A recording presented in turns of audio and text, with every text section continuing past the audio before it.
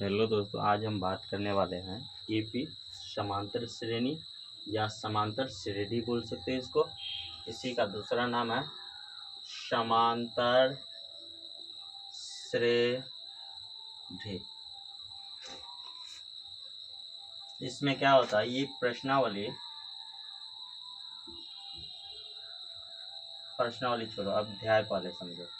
ये अध्याय 5वां है, क्योंकि 5वां चैप्टर की बात हो रही है। अभी प्रश्नावली पे नहीं जाएंगे, क्योंकि पहला दूसरा तीसरा जो भी चैप्टर होगा 5वां चैप्टर में सबका थ्योरी यहीं देके फिर आगे बढ़ेंगे अब चैप्टर की ओर।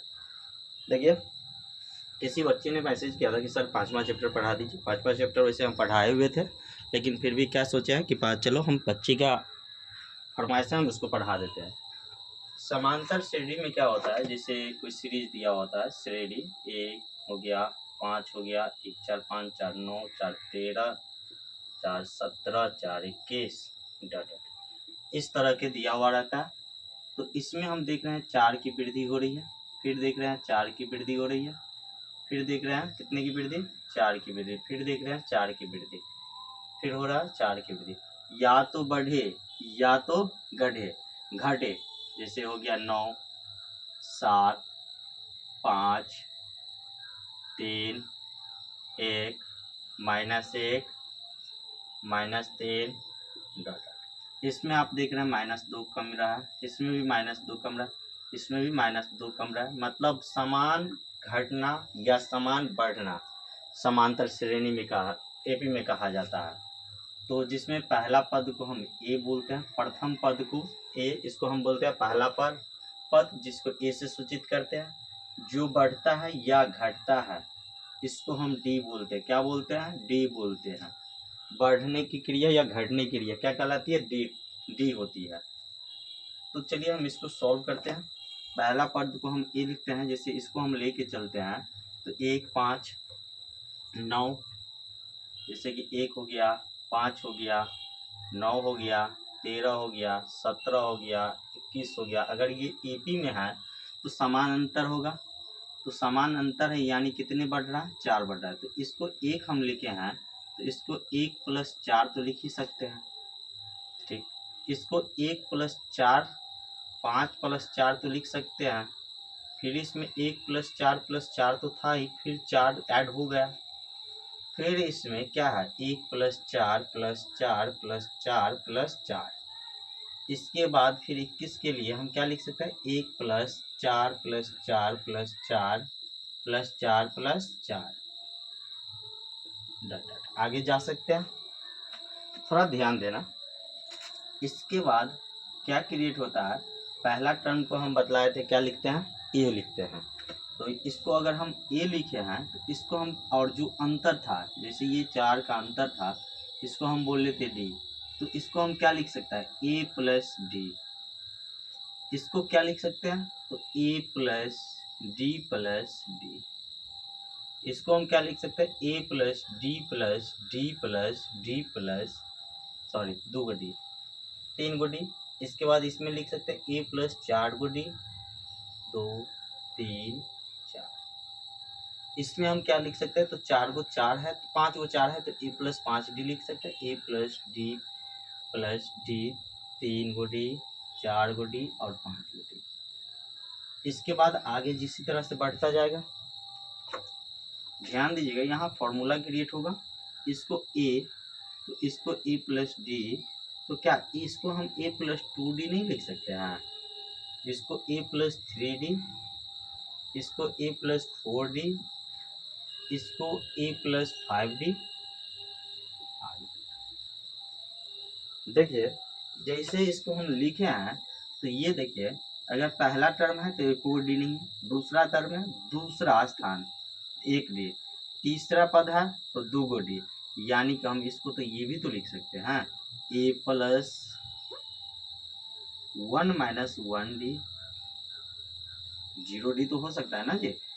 इसके बाद ए + 2 - 1 डी, इसको हम क्या लिख सकते हैं?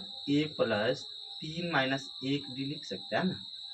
ठीक इसी प्रकार अगर इसको हम लिखे तो क्या लिख सकते हैं? ए + 3 के बदले में 4 - 1 डी, इसको अगर लिखें तो a प्लस 5 माइनस 1d, इसको अगर लिखें तो क्या लिख सकते हैं, a प्लस 6 माइनस 1d, चलता जाएगा। अब देखिए अगर पहला पद था तो 1 माइनस 1 था, दूसरा पद 2 माइनस 1, तीसरा 3 माइनस 1। तो इसी प्रकार अगर एनवा पद जाएंगे तो क्या होगा, a प्लस 1 कम तो n माइनस 1 इंटू डी, ये एनवा टर्म हो गया। ये अगर पहला टर्म है तो ये क्या होगा, दूसरा टर्म होगा। ये किसरा टर्म होगा, तीसरा टर्म, इसलिए 3 माइनस 1। ये चौथा टर्म तो 4 माइनस 1, ये पांचवा टर्म तो 5 माइनस 1, ये छठा टर्म तो 6 माइनस 1। तो ये क्या होगा, एनवा टर्म, क्योंकि n माइनस 1, तो ये किसके बराबर होगा, ए एनवा टर्म के बराबर। तो हमारा एक फॉर्मूला आ गया कि ए एन बराबर a plus n minus 1 into d. ये फॉर्मूला क्या हो गया, एनवा पद बराबर a plus n minus 1 into d, यानी ए एन बराबर a plus n minus 1 into d. चले इसके बाद आगे चलते हैं।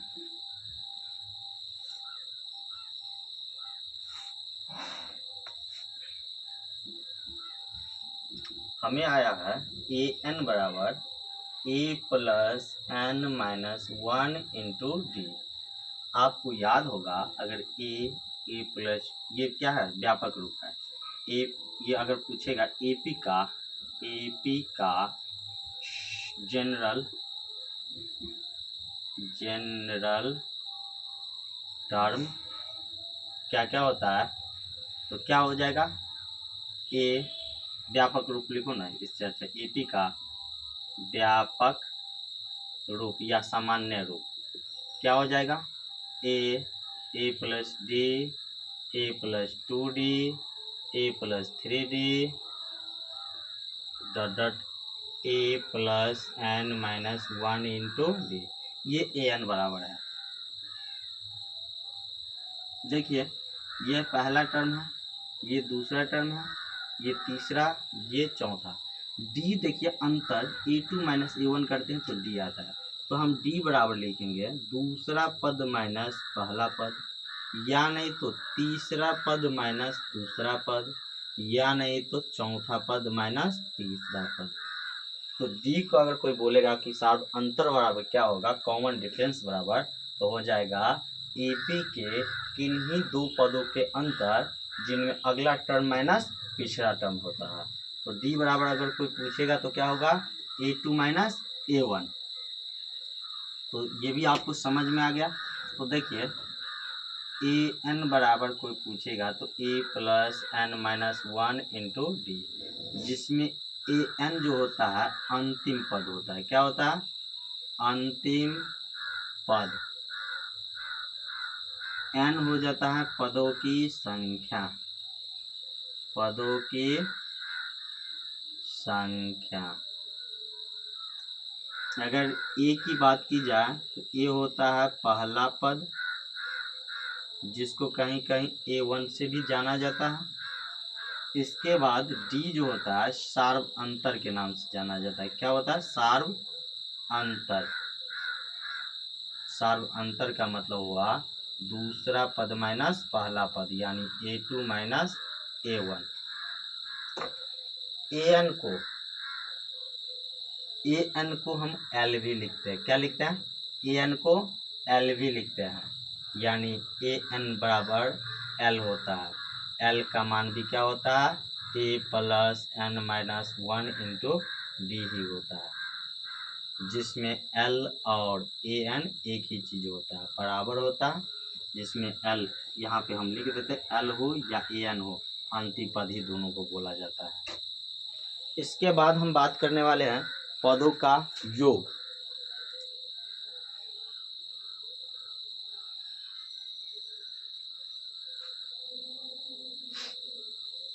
इसके बाद हम बात करने वाले हैं योग पे। तो योग को इतना डिटेल में नहीं चलेंगे, एक फार्मूला तो आप जानते ही है। एक फार्मूला होता है एस एन बराबर n/2 into 2a plus n minus 1 into d. एक ये फार्मूला होता है, और एक फार्मूला होता है एस एन बराबर, यहाँ देखिए यहीं से क्रिएट हो जाएगा, n/2 इंटू 2a को क्या लिख सकते हैं, a प्लस ए तो लिख सकते हैं, प्लस n-1 इंटू डी। आप ध्यान से देखिए, a plus n-2 D in a plus n-1 into D क्या था, en था, तो एस एन बराबर हो जाएगा n/2 into A plus A N, और आपको अभी जस्ट बताया है कि ए एन को ही एल बोलते हैं, तो ए प्लस एल। तो एक फॉर्मूला ये हो गया, एस एन बराबर पहला पद प्लस अंतिम पद, n/2 इंटू ए पहला पद प्लस अंतिम पद, या एस एन बराबर n/2 इंटू ए प्लस एल। या तो ये फॉर्मूला याद करो या तो ये फॉर्मूला याद करो, दोनों के फॉर्मूला है। और एक फॉर्मूला n पदों का योग जो होता है ये होता है, जिसमें सबके बारे में आपको बता दिए थे, एस एन के बारे में समझे, जहाँ एस एन बराबर होता है n पदों का योग, n पदों का योग। इसमें ए एल ए एन हो या एल हो, इसको हम बोलते हैं अंतिम पद, अंतिम पद या एनवा पद, एनवा पद। इसके बाद अगर ए की बात एन की बात की जाए तो एन को आपको बताए हैं क्या होता है, पदों की संख्या। इसके बाद ए एन हो गया, एन हो गया, डी की बात करते हैं, ए की बात, ए होता है पहला पद, पहला पद, डी, डी क्या होता है, शार्प अंतर, शार्प अंतर।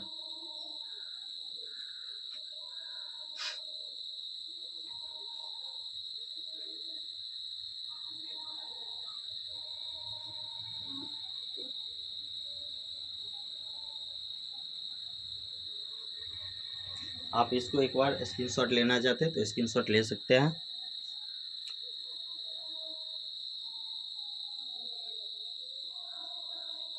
चलिए एक दो एग्जाम्पल अपना मन से ले लेते हैं और फिर हम चैप्टर को क्या करेंगे, स्टार्ट करेंगे, जिससे आपको बोल देगा कि ए 2 4 6 8 10 डॉट डॉट एपी में है या नहीं है, तो हम कैसे समझेंगे, तो अभी बतलाए थे, डी देखेंगे क्या होता है, A2 माइनस A1, A2 कितना है 4 माइनस 2 बराबर 2। फिर देखेंगे डी बतलाए थे क्या होता है, A3 माइनस A2, अगला पद माइनस पिछला पद, तो क्या हो जाएगा, अगला पद है 6 और पिछला पद 4, तो 6 माइनस 4 ये भी 2। हम देख रहे हैं कि यहाँ भी 2 बढ़ रहा है, यहाँ भी 2 बढ़ रहा है, यहाँ भी 2 बढ़ रहा है, यहाँ भी 2 बढ़ रहा है। अगर पूछेगा बुआ कि यह एपी में है कि नहीं है, तो हम क्या बोलेंगे कि जी 2 4 6 8 10 डॉट डॉट डॉट यह एपी में है। अगर ये बोल देगा कि एपी में है, 5वां पद निकालो या 10वां पद निकालो, तो कैसे निकालेंगे, अगर मान के चलो याद दे दिया कि 2 4 6 8 10, अगर यह एपी में है तो 8वां पद क्या होगा, तो कैसे निकालेंगे, तो देखो अगर ए बराबर 8 है तो डी बराबर क्या होता है, A2 minus A1, A2 minus A1, जहाँ A2 कितना है 4 माइनस 2 कितना हो जाएगा 2। इसके बाद हमको n की आवश्यकता होती है, तो n तो आपको दे चुका है कितना है, सॉरी A 2 था, ये पहला पद 2, n कितना हो जाएगा 8वां पद, तो 8, तो हमको निकालना है 8वां पद, तो nवां पद आपको याद होगा कि nवां पद ए एन बराबर होता था a plus n minus 1 into d. अगर ए के जगह पे 8 है तो 8वां पद क्या होगा, 8वां पद यानी A8 a प्लस 7d याद होगा, यानी तो इस फॉर्मूला पे भी लगाएंगे तो हो जाएगा 8 माइनस 1 इंटू डी। कितना हो जाएगा a प्लस 7d, और a प्लस 7d का हमको मान निकालना है, कितना हो जाएगा, तो a प्लस 7d का निकालेंगे तो हो जाएगा a 8 बराबर a प्लस 7d, तो लिखेंगे a प्लस 7d, तो हो जाएगा a का मान 2 और प्लस 7 गुना d का मान अभी निकाले हैं तो हो जाएगा 2, यानी 2 प्लस 7 गुना 14, 14 2 16, यानी 8वां पद हमको मांगेगा तो कितना हो जाएगा 16 हो जाएगा। आप इसको ट्राई भी कर सकते हैं कि ये सत्य है या असत्य है। तो देखो, ये पहला पद, दूसरा पद, तीसरा, चौथा, पांचवा, छठा हो जाएगा 12, सातवां हो जाएगा 14, आठवां हो जाएगा 16, नौवां हो जाएगा 18, 10वां हो जाएगा 20, यानी 8वां पद मांगा है कितना है 16।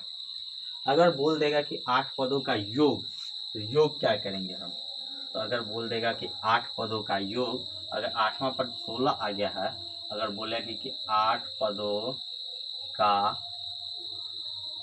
योग, तो कैसे निकालेंगे, तो निकालेंगे a बराबर कितना है 2, d बराबर दूसरा पद माइनस पहला पद यानी 2, n बराबर कितना 8, और a 8 यानी an का मान कितना 16। तो आपको पता होगा Sn बराबर अभी दिए थे n/2 into a plus L an, यानी l, यानी लास्ट टर्म, इसी को तो l बोलते हैं। तो S8 क्या हो जाएगा, तो n के जगह पे 8/2, a यानी पहला पद, 2 प्लस l यानी अंतिम पद 16, तो 2 चौका 8 यानी 4 गुना 16 2 18, 18 चौक कितना हो जाएगा 72। अगर इनको हम जोड़ते हैं तो कितना होता है 72।